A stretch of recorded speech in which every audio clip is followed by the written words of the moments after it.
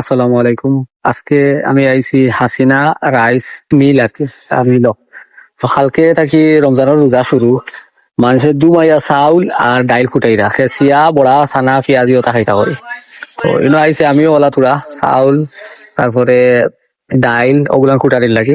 তো ইনো বেশ কয়েক জিনিস কুটানি যায়, যেমন দরকার সরিষার তেল, ডাইল, চাউল, হলুদ, মরিচ, বাখর টাখর সবকিছু। তো আমি ইয়া দিছি মোটামুটি টাইম টাইম বেশ সময় লাগাইছুন না, তাড়াতাড়িও দিলাইছুন ওই দোকা কিলা কুটা নিও আর পাক্কা কয় দিনে আমি একটু ফ্যামিলিতে কি যাচিয়াও আইছি মনে হয় দেখমু যে জিনিসটা কিলা খান লাগে। পাক্কা কয় দিনে এটা কুটানি টুটানির লগে জড়িত না তো লাগে নিজে থাকিও আইছে ওই দোকা অনেকে আনিয়া দিছুন তাদের জিনিসপত্র খুঁড়াইয়া দিতা আর কি, তারপরে নিতা মরিচ আছে প্রচুর প্রচুর পরিমাণে কাস্টমারের কোনো শেষ নাই। তো এটা হইলো বিয়ানীবাজার কলেজ রোড চূড়া সামনে গেলে কি অন্য পাওয়া যায় হাসিনা অটো রাইস মিল আর কি।